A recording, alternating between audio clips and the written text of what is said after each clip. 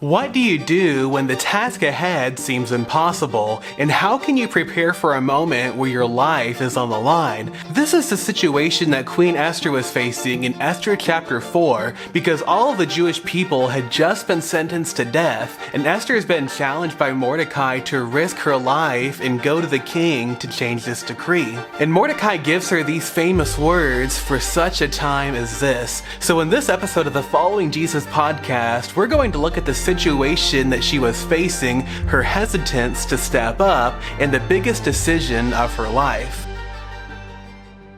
Hi, my name is David Cipriano. I'm a youth pastor, and my goal is to teach the Bible to as many people as possible. Today's podcast episode starts in Esther 4 verse 1, where the Bible says, "When Mordecai perceived all that was done, Mordecai rent his clothes and put on sackcloth with ashes and went out into the midst of the city and cried with a loud and bitter cry, and came even before the king's gate, for none might enter into the king's gate clothed with sackcloth. And in every province, whithersoever the king's commandment and his decree came, there was great mourning among the Jews, and fasting, and weeping, and wailing, and many lay in sackcloth and ashes." As we've talked about before, Esther is a book of the Bible where God isn't mentioned, and it seems strange that in this amazing book of the Bible, the name of God is never found, and a lot of the details in the story may make it seem like God is missing. We learned in the last chapter that Haman, the Jews' enemy, had written a decree to kill every single Jew, both young and old, women and children, all because he was mad at one man for not bowing to him, and King Ahasuerus, who was a careless, bad decision maker, he just goes along with it. He was bribed into it. And there's really been a lot of ugly details to this story, and yet in spite of everything that's been going on, the evidence and the providence of God can be seen everywhere. Even though a lot of bad things were happening, God was never absent. God was working out his plan the entire time. And one of the evidences of this is the fact that Esther was the queen. She had become the queen in spite of some very unlikely circumstances. For one, Esther was an orphan. Her parents had both passed away, and she was raised by a cousin. Esther was also a Jew living in Persia. She was a member of a hated minority. Esther becomes queen through this giant contest that the king has, where likely hundreds of girls were there. It was an extremely unlikely thing for Esther to become the queen in Persia, and yet she did. And this was evidence that God was working behind the scenes. God was orchestrating the details of the story to bring his will to pass. And as the queen, Esther is in a unique position to help save the Jewish people. God had placed a Jew in the kingdom to save the other Jews, and it may seem throughout the story like God is sometimes missing, but really God was orchestrating every step of the journey. And that's an important thing to remember in our lives, because sometimes we look around us and we think that God may not exist. Sometimes we think that God's forgotten about us or that he isn't there any longer. And yet even though God sometimes appears to be silent, it never means that he's absent. And often God is working behind the scenes in ways that we can't see yet. God's doing things that one day we'll see, but right now in the moment we might not see it. And this was the case in Esther's story, and yet we see that even though God was always guiding, it doesn't mean that everything would always be easy for the people involved. And Esther would be challenged to go to the king to help reverse and to change this decree, but there are some problems along the way. One of these problems is that a person wasn't allowed to go see the king unless they had an appointment and had been called by the king. Now maybe it should seem like Esther should have always been allowed to go see the king. After all, she was the queen, she was his wife, she was the one that he picked, but it really didn't work this way. And Esther says in the story that she hasn't been called to the king in a month, and if a person went to the king without an appointment, then they would be killed. And the only way a person's life would be saved from this would be if the king holds out his golden scepter. So if a person went to the king uninvited and unannounced, denounced, the only way that they wouldn't be put to death for doing so would be if the king holds out his golden scepter to them. If he doesn't, then they die. So as you can imagine, Esther's afraid to go to the king because going to the king could kill her. But sometimes in life, the thing that you need to do the most is also the thing that you fear the most. Sometimes the thing that you need to do is scary and dangerous and makes you afraid. But when Mordecai is telling Esther that she needs to go to the king, he gives her these famous words, "Who knoweth whether thou art come to the kingdom for such a time as this?" In other words, Mordecai was communicating to her, Esther, this is your moment. This is your time. God brought you here in this position for this purpose, and at this time, will you take advantage of the opportunity, or will you let it go to waste? And I think that the same thing can be said to all of us. God has us on earth right now for a reason, and often the situations in life that we're afraid of, it's the reason that God has put us in our place. God has us where He has us for a reason, and God has specific things that He wants for every person to do. And for Esther, this was God's calling on her life. She was to go help save the Jewish people, even though it was scary, even though it was a great risk, even though it was dangerous. God had brought her to the kingdom for this moment, for this time, for this purpose. And as we read the story in Esther chapter 4, we'll see that this was a time of mourning. So in the last chapter, that was when the decree to kill all the Jewish people had been signed. And verses 1 and 2 shows us Mordecai's response. It says, when Mordecai perceived all that was done, Mordecai rent his clothes and put on sackcloth with ashes and went out into the midst of the city and cried with a loud and a bitter cry, and came even before the king's gate, for none might enter into the king's gate clothed with sackcloth. We see that Mordecai was doing a public protest. Now often we hear this word protest, and that word can be pretty divisive because sometimes protests do a lot more harm than they do good. And sometimes whenever people say that they're protesting, really it's more about rioting and looting and causing trouble and taking advantage of certain situations. And maybe because of this, a lot of us are turned off to the word protest. We hear protest and we automatically think rioting. But really, there's right ways to protest certain things. And all of us can protest in right ways. And this is what Mordecai does. He's protesting this decree that had just been signed. Mordecai is mourning in sackcloth. He's screaming, he's crying,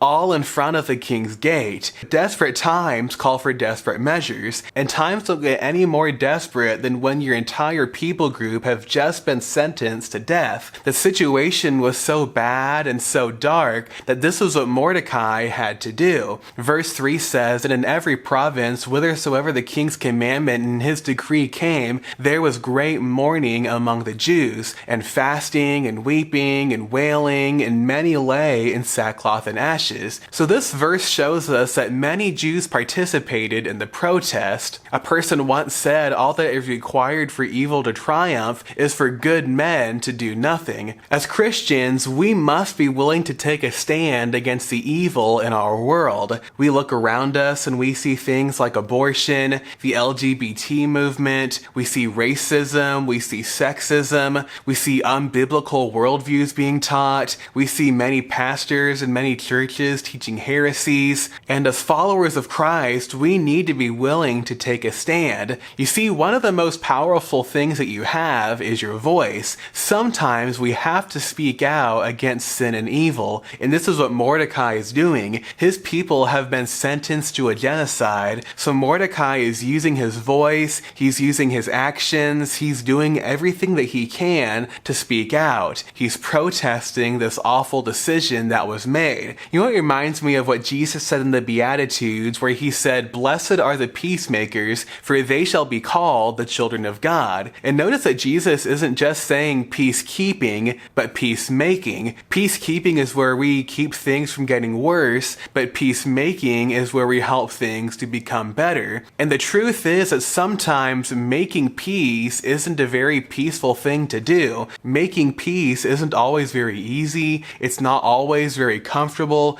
but Jesus says that the peacemakers are blessed. Peacemaking sometimes requires stepping out of your comfort zone. Sometimes it means confronting somebody about a wrong that they've committed. But peacemaking is what God has called us to do. And the Jews are protesting this decree. They are using their voices against this death sentence to ultimately bring peace. Their protest involved mourning. So it was a time of mourning, and we also see that it was a time of confusion. Then called Esther for Hatak, one of the king's chamberlains, whom he had appointed to attend upon her, and gave him a commandment to Mordecai to know what it was and why it was. So when Mordecai was sad and mourning, Esther was sad for him. So Esther's people had told her about what Mordecai was doing, how he was in sackcloth and ashes, and they give word to Esther about it. And when Esther hears that Mordecai was sad and mourning, she was sad for him. She feels compassion, she is hurting with him, and when Mordecai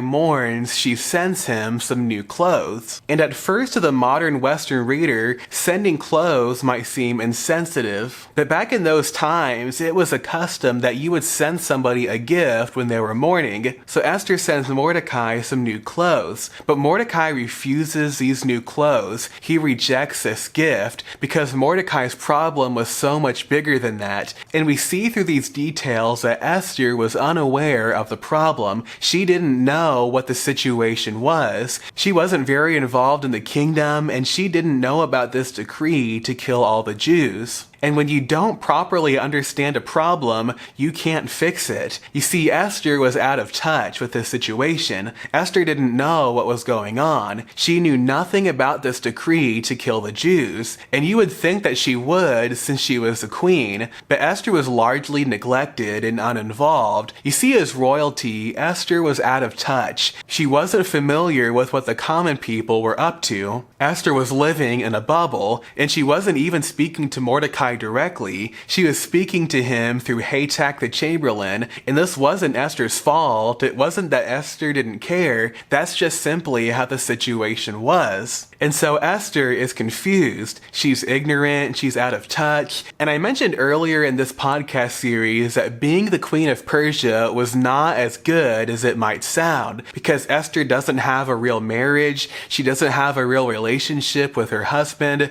Esther is not being treated well. She's not very involved politically. Being the queen might sound like a dream, but for Esther, the reality was more like a nightmare. And Esther hadn't heard about this decree to kill the Jews. She didn't perceive what the real problem was. So Mordecai, through the messenger Hatak, he sends her the news about how he didn't bow to Haman, and how Haman wanted to kill him and every other Jew in Persia. And he gives him a copy of Haman's decree to commit genocide against the Jews. And Mordecai tells him and to declare it unto her, and to charge her that she should go in unto the king to make supplication unto him, and to make requests before him for her people. Mordecai sent a message to Esther that here's what happened, and here's what you need to do. And yet when Mordecai gives Esther this challenge, Esther gives some excuses. Verses 10 and 11 say, "Again, Esther spake unto Hatak, and gave him commandment unto Mordecai, all the king's servants and the people of the king's provinces do know that whosoever, whether man or woman, shall come unto the king into the inner court, who was not called, there is one law of his to put him to death, except such to whom the king shall hold out the golden scepter, that he may live. But I have not been called to come in unto the king these 30 days. Mordecai told Esther to go to the king and reverse this decree, change the death date. But Esther replies, I can't. The reason why Esther says that she couldn't was because it wasn't allowed. And she talks about the king's rule that you couldn't see the king without an invite. And being the queen didn't exclude you from this rule. They'd been married for a few years now, but it wasn't much of a marriage. The king didn't just have one wife. The king and the queen didn't really know each other very well. They didn't see each other regularly. The newness of their marriage had worn off, and they've gone 30 days without communication. So Esther tells Mordecai that going to the king wasn't allowed. She tells him that it's too dangerous, because if the king didn't hold pulled out the golden scepter, then his bodyguards would have her killed. And Josephus the historian records that bodyguards with axes would cut off your head if you went to the king uninvited. And this meant that going to the king to try to reverse his decree and to try to save her people was a really dangerous thing to do. And the reality is that God's will often is dangerous. God's will sent Daniel to the lion's den. God's will caused David to fight Goliath. God's will caused Moses to go to Pharaoh. God's will meant for Paul to keep preaching the gospel no matter the persecution. And God's will for Esther was for her to go to the king. And Esther's excuses remind us of the fact that no matter what you do for God, there's always an excuse for why you can't. Sometimes we might say it's too dangerous. Sometimes it's inconvenient. Sometimes God's will seems too difficult. Sometimes we're too busy to do it. Sometimes we might feel unqualified. Excuses are everywhere, and you can always find an excuse. But when it comes to serving God and finding God's purpose and living out His will for our lives,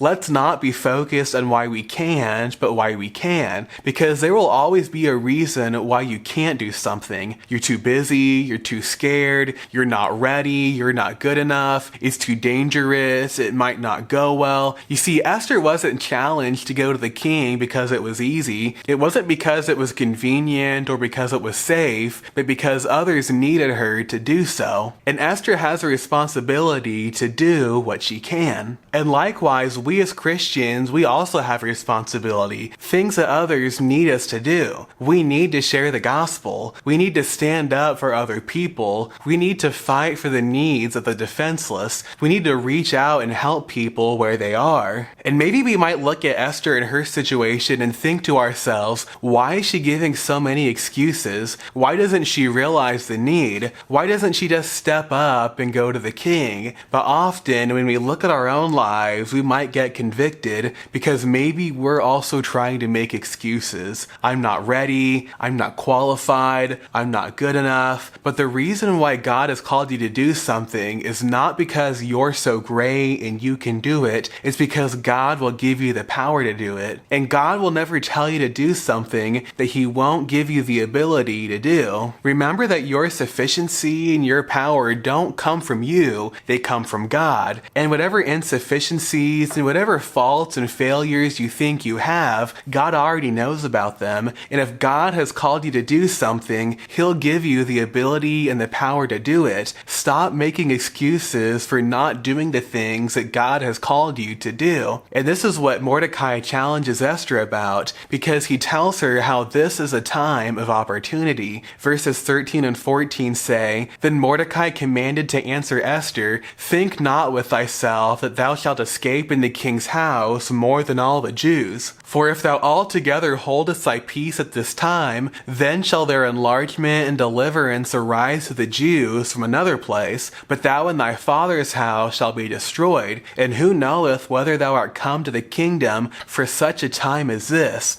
At first, Esther has been making excuses. She's not allowed, it's too dangerous, she could be executed, but Mordecai wanted her to see that if you let excuses hold you back, then you'll fail. You'll miss this opportunity. You won't help your people in the way that you should. See, some people make excuses, but other people make a way. And when you focus on problems, you'll find excuses, but when you focus on possibilities, you'll find opportunities. We need to stop looking at ourselves and saying, I can't, and start looking at God and start saying, I can. And when Mordecai challenges Esther, she makes a decision to stop making excuses and start making a difference. You see, Esther's whole life had led up to this moment, and Mordecai reminds her, Who knoweth whether thou art come to the kingdom for such a time as this? God had been working out every detail of Esther's story, from being a Jew to being beautiful, to being the queen, to being the cousin of Mordecai.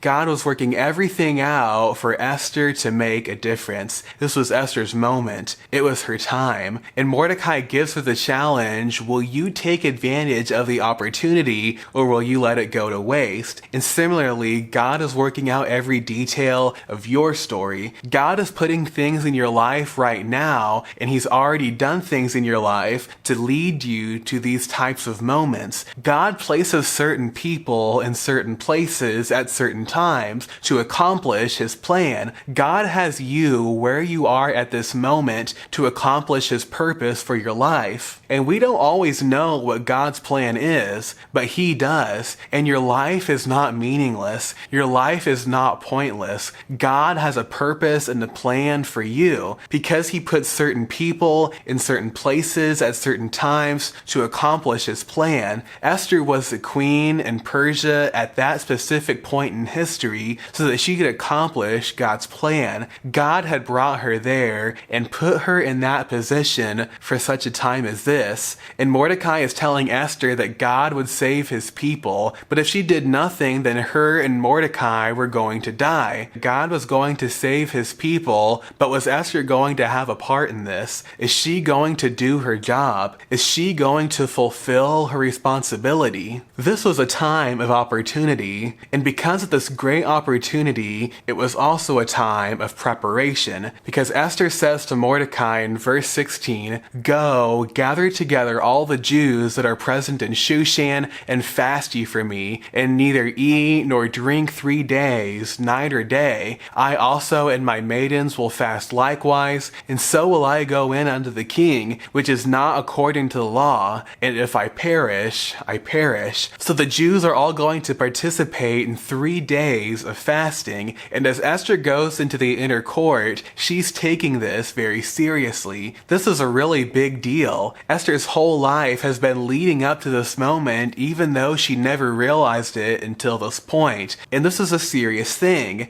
Going to the king could mean that Esther could die, or it could also mean that Esther's going to help save all of her people. And because this was such a big deal, Esther doesn't want to take it lightly. And that's why she calls for the fasting for herself, for her maidens, for all the Jews in the area. This was a time of preparation. If you want to do something great in your life, then you're also going to have to prepare great. And finally, we see that this was a time of commitment. In verse 16, she says, "And so will I go in unto the king, which is not according to the law, and if I perish, I perish." Esther is going all in. Esther is putting her life on the line. She's doing what she can and leaving the situation in God's hands. And she says it herself, "If I perish, I perish." There's a difference between fear and faith. Fear says, "What if? What if this goes wrong? What if this happens? What if this doesn't go as planned?" But faith says, even if things don't go the way I think they should, I'm still going to trust God. Even if I don't get my way, I want God's way. You see, earlier on in the chapter, Esther is saying, what if? What if I'm not accepted in the king's court? What if I go to the king Ahasuerus and he doesn't hold out the golden scepter? What if I die in trying to save my people? But now later in this chapter, she's saying even if I die, even if I sacrifice my life trying to do this, if I perish, I perish. Fear asks what if, but faith decides even if. And Esther's committed, even without knowing if she would get the results that she wanted. Faith determines to do what you can and let God be the ultimate decision maker. One of the best prayers that you can pray is, God, have this work out if it's your will, but don't have it work out if it's not your will. It's similar to what Jesus prayed in the garden when he said to his Father, not my will, but thine. This needs to be the attitude of every one of us, not just God, give me my way, but saying, God, I'll have it your way. And this was the mindset of Esther, because she's putting her life on the line. And let me ask you as a listener, would you be that type of person? Would you be the person to risk your life in order to save the lives of others? Are you that committed? And before you answer that question in your mind, let's really think about it. Because some of us would answer, yes, I'm committed to God's plan, and yet we're not even committed to our purity. We're not even committed to our devotions. We're not committed to sharing the gospel. We're not committed to receive criticism about our faith. And sometimes we would answer yes to these hypothetical situations, even though we're currently saying no no to what God's already called us to do. You see, for us to have great results and to do something great for God, we have to have a great commitment. And Esther realizes this because before she goes to the king, she makes a decision: if I perish,